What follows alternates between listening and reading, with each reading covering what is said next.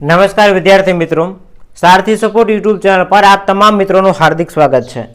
तो આજના વિડિયોની અંદર ધોરણ 12 ગુજરાતી વિષય માર્ચ 2024 બોર્ડની પરીક્ષા માટેના વિભાગ ઈના આઈએમપી ક્વેશ્ચનની વાત કરવાના છે, જેમાં મોટા ભાગે અહેવાલ લેખન છે, અરજી લેખન છે, નિબંધ છે, આ બધા ક્વેશ્ચન પૂછાતા હોય છે, વાદાત્મક ગદ્ય, ભાવાત્મક ગદ્ય।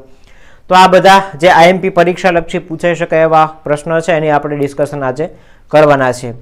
સૌથી પહેલા વિભાગ એ ની વાત કરીએ તો વિભાગ એ ની અંદર ટોટલ 20 માર્ક્સના પ્રશ્નો પૂછાય છે, જેમાં અહેવાલ લેખન 5 માર્ક્સ, વાદાત્મક અથવા તો ભાવાત્મક આ બંનેમાંથી કોઈ પણ એક 5 માર્ક્સની અંદર અને 10 માર્ક્સની અંદર નિબંધ, આટલા પ્રશ્નો પરીક્ષાની અંદર પૂછાઈ શકે એવા છે। એમાંથી સૌથી પહેલા અહેવાલ લેખનની વાત કરીએ તો અહેવાલ લેખનની અંદર સૌથી પહેલા એક વસ્તુ તમને આપેલી છે કે ભાઈ તમે જે વિસ્તારમાં રહ્યો છો એ વિસ્તારની અંદર રખડતા ઢોરનો ત્રાસ વધી રહ્યો છે, આ બાબતની ફરિયાદ કરતી અરજી નગરપાલિકાના ચીફ ઓફિસરને લખો।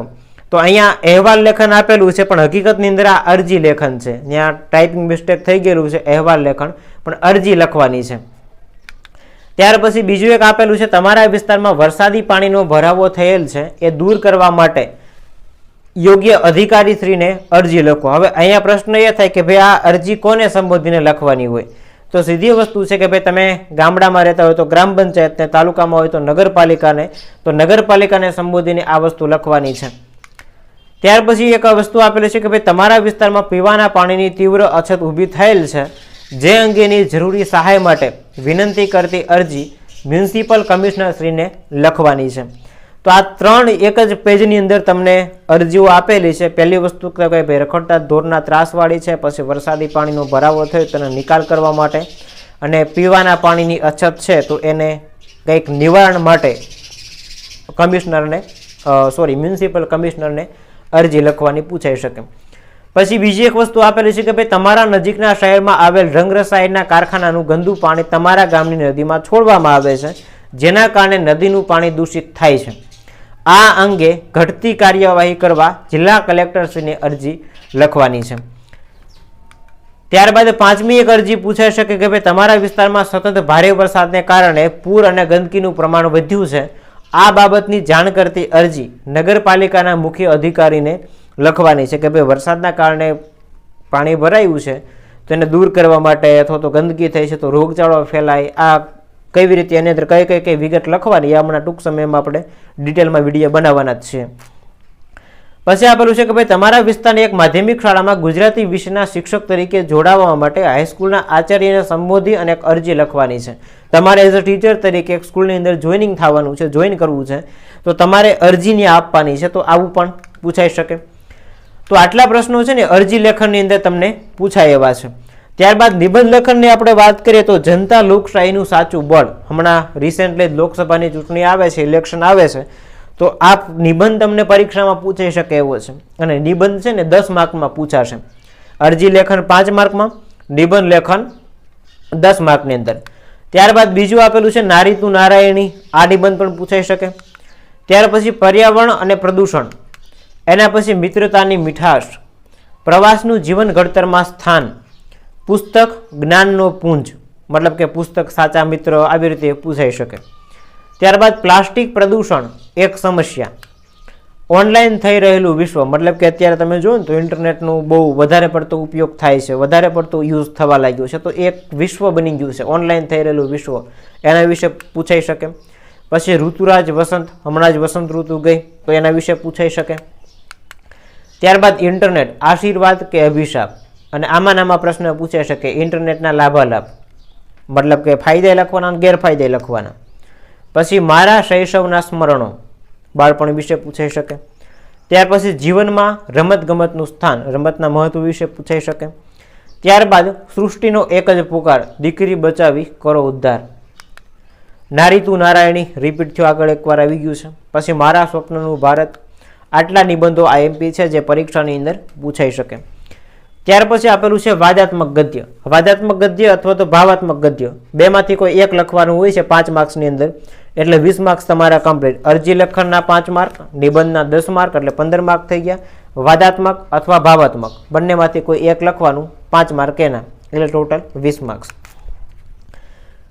હવે વાદાત્મકની અંદર એક પરિચ્છેદ અહીંયા આપેલો છે કે ભાઈ ધન એ સુખ પ્રાપ્તિનું સાધન છે, પણ આજે એ સાધ્ય બની ગયું છે. એને કમાવા માટે ઉદાસીનતા ન દાખવવી અને વેડફવા ઉત્સુકતા ન દાખવવી.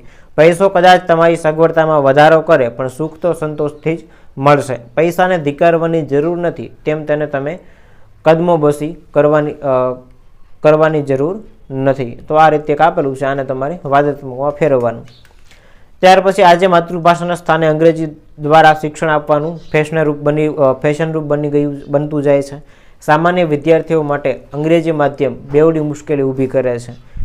એક મુશ્કેલી વિદેશી ભાષા શીખવાની અને બીજી મુશ્કેલી એને મારફતે વિષયને સમજવાની.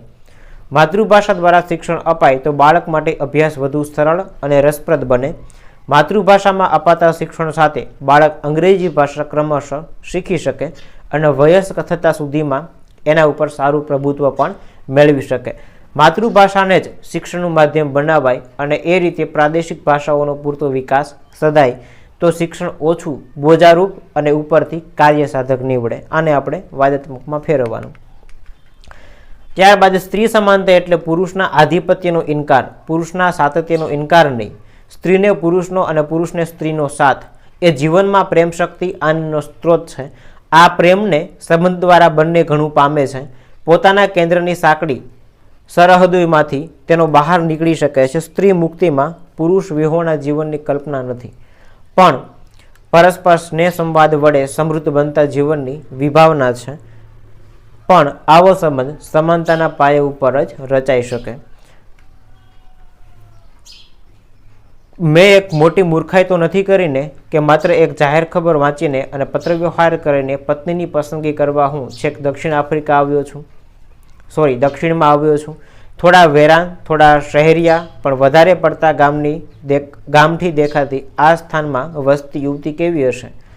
આદર્શની ઘેલછામાં અને લાગણીઓના ઉભરામમાં કંઈ ઉતાવળી પગલો તો નથી ભરાઈ ગયું ને મારાથી?